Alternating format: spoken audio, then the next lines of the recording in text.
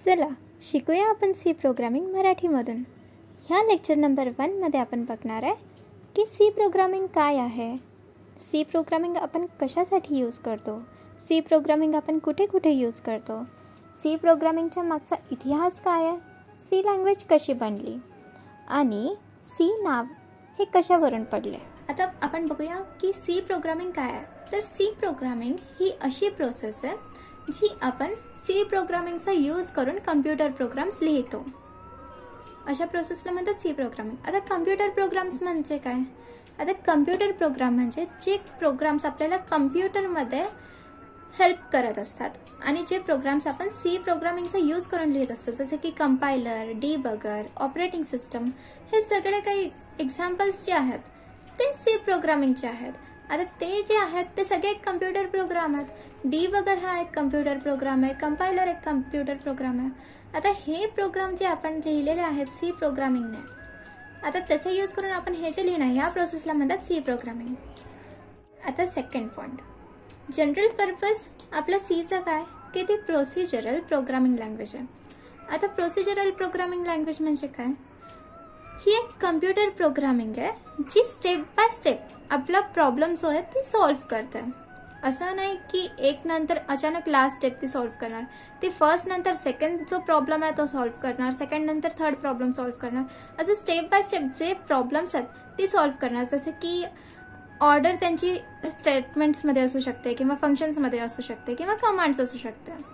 असं complete program जी आहे ती स्टेप बाय स्टेप अप्रोचने सॉल्व्ह करणार. नेक्स्ट आहे developed in the early 70s. C language जी आहे ती 1970sच्या स्टार्टिंगला बनली होती. जसे की आता 1969मध्ये त्यावरती त्यांनी एक टीम फॉर्म केली होती सी प्रोग्रामिंग बनवण्यासाठी. टीम फॉर्म झाल्याच्या नंतर 1969मध्येच त्याची जी सी प्रोग्रामिंग बनवायची स्टार्टिंग जी होती ती 1969मध्ये झाली. ती सगळी प्रोसेस AT&T बेल लॅबोरेटरीमध्ये झाली आणि त्याचे फाउंडर होते डेनिस रिची. आणि जी सी प्रोग्रामिंगचं जे बर्थ इयर म्हटलं जातं जेव्हा तिला पब्लिश केलं होतं ते आहे 1972.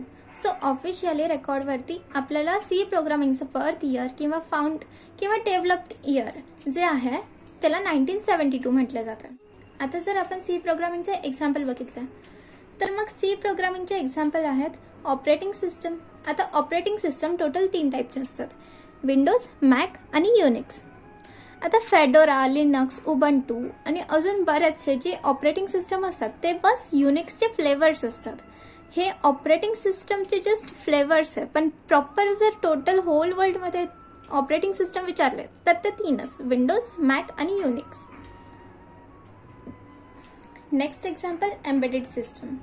सी प्रोग्रामिंग हे एम्बेडेड सिस्टममध्ये यूज होतं. आता एम्बेडेड म्हणजे काय, ज्याच्यामध्ये सॉफ्टवेअर पण असतं आणि हार्डवेअर पण असतं. जसं की आपल्या IoTचे एक्झाम्पल्स सगळे. जर आपण मायक्रोवेव्ह बघितलं तर मायक्रोवेव्हमध्ये जी प्रोग्रामिंग केली असते की 5 सेकंड नंतर बंद होणं, म्हणजे तो काउंटर यूज करून काउंट करणार 5पर्यंत, म्हणजे ते हार्डवेअर्स आहेत. हार्डवेअर प्लस सॉफ्टवेअर आपले प्रोग्रामिंग दोघांचं मिक्सचर करून बनलेलं आहे मायक्रोवेव्ह. मग त्याच्यामध्ये जी प्रोग्रामिंग केलेली असते ती सी प्रोग्रामिंगने केलेली असते. सो एम्बेडेड सिस्टममध्ये आपण वापरतो. वॉशिंग मशीनमध्ये पण ते काउंट करत असणार की किती रोटेशन्स झाले आहेत, मग किती रोटेशन नंतर ती थांबली पाहिजे, किती रोटेशन नंतर पाणी पडलं पाहिजे. आता ह्याच्यासाठी पण एक प्रॉपर कोडिंग केलेली असते. तर ती जी कोडिंग असते पूर्णच आपण सी प्रोग्रामिंगमध्ये करतो. आता सी प्रोग्रामिंग जी आहे ती आपण गेम डेव्हलपमेंटसाठी पण यूज करतो. आता गेम डेव्हलपमेंटसाठी कशाला, आता ते तर आपण गेम्स वेगवेगळ्या प्रोग्रामिंग सिस्टमने पण बनवू शकतो, पण आपण सी हे गेम डेव्हलपमेंटने का बनवणार, कारण की सी प्रोग्रामिंग किंवा C++ने जे आहेत सी आणि C++ एकदम फास्टेस्ट लँग्वेज आहे. का, कारण की ते कोर लँग्वेज आहे. कोर लँग्वेज म्हणजे काय, ते डायरेक्टली हार्डवेअरसोबत कम्युनिकेट करू शकतात वाया OS. त्याच्यामध्ये एक्स्ट्रा लेयर्स नसतात. आता जसं की आपण जावामध्ये बघितलं तर जावामध्ये एक JVMची एक एक्स्ट्रा लेअर त्याच्यामध्ये ॲड होते. आता जेवढं एक्स्ट्रा लेअर त्याच्यामध्ये ॲड होत जाणार तेवढं कम्युनिकेशनला वेळ लागत जाणार. जसं की आता आपण सी प्रोग्रामिंगमध्ये बघू. आता आपण जो युजर असतो, युजर आपण कोणासोबत कम्युनिकेट करतो, ॲप्लिकेशन लेअरसोबत. आता ॲप्लिकेशन लेअरमध्ये काय असतं, आता जसं की आपण एकतर टर्बो C यूज करतो किंवा VS कोड वापरतो, जे ॲप्स असतात सगळ्या प्रकारचे ॲप्स ते येतात ॲप्लिकेशन लेअरमध्ये. आता ते ॲप्लिकेशन लेअर कोणासोबत कम्युनिकेट करतात, सिस्टम सॉफ्टवेअरसोबत. आता आता सिस्टम सॉफ्टवेअरमध्ये काय काय असतं? सिस्टम सॉफ्टवेअरमध्ये एकतर ऑपरेटिंग सिस्टम असतं किंवा डिव्हाइस ड्रायव्हर्स असतात किंवा कंपायलर्स, इंटरप्रिटर्स, डिबगर्स, हे सगळे एक्झाम्पल आहेत सिस्टम सॉफ्टवेअरचे. आणि सिस्टम सॉफ्टवेअर जे आहे ते डिरेक्टली हार्डवेअरसोबत कम्युनिकेट करतं.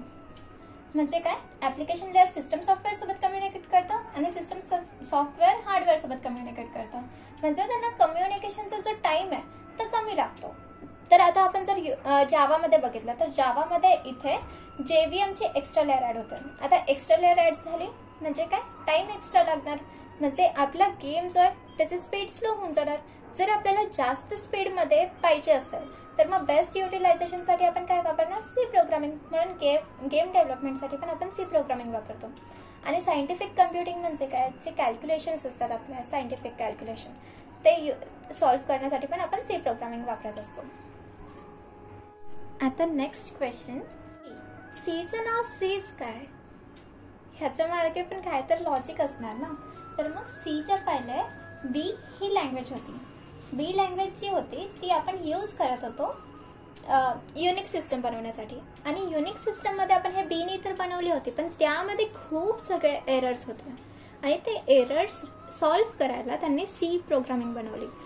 ती जस्ट बी नंतर आली, तिचं नाव सी आलंय अल्फाबेटिकली. व्हिडिओ आवडल्यास like, comment, share, subscribe. Bye.